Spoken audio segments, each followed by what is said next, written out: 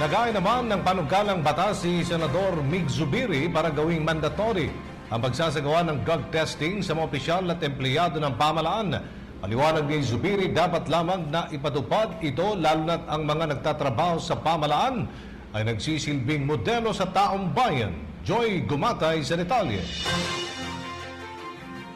Taong 2015, halos 200 naglilingkod sa gobyerno ang naaresto dahil sa paggamit ng iligal na droga. Ito ay ayon sa datos na inilabas ng Philippine Drug Enforcement Agency sa pakikipagtulungan ng Philippine National Police, National Bureau of Investigations, Bureau of Customs at iba pang lokal na ahensya ng pamahalaan. Bilang pagsuporta sa agenda ni Pangulong Duterte na tapusin ang problema ng droga sa Pilipinas, naghain ng panukalang batas si Senador Juan Miguel Zubiri na gawing mandatory sa mga opisyales at empleyado ng gobyerno ang pagsasagawa ng drug testing. Sinabayan niya ito ng pagsasailalim sa nasabing eksaminasyon kasama ang mga empleyado ng kanyang opisina na naganap sa klinika ng Senado. Nakaalarma na. Halos napakaraming mayors, councilors, barangay officials na kasabot nitong mga drug lords. So of course, it starts with knowing who are the drug users.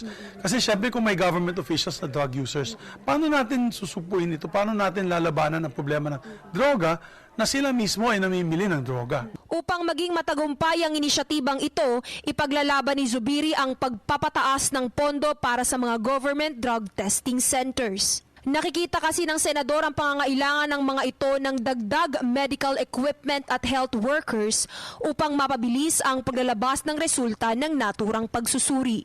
Sa tulong nito ay agad na malalaman kung sino nga ba sa mga naglilingkod sa gobyerno ang nangangailangan ng serbisyong panrehabilitasyon upang makaligtas sa masamang epekto ng droga.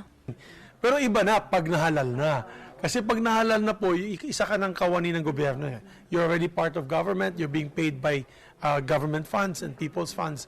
And we're asking our colleagues in the Senate, we're asking other elected officials to follow suit. Kung wala naman kayong tinatakutan, wala naman po kayong ginagawang masama, di wala naman po kayong problema. Magiging negative naman po kayo. Paliwanag ni Senador Zubiri, agad nating masusugpo ang problema ng droga sa Pilipinas kung magsisimula ito sa mga lokal na opisyales ng ating gobyerno, gayong sila ang nagsisilbing modelo sa kanilang mga nasasakupan.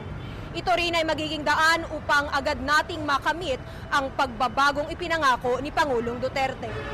Ito si Joy Gumatay para sa PTV News. Ako po si Cathy San Gabriel. Subscribe na sa PTV YouTube channel. I-click lang po ang subscribe button.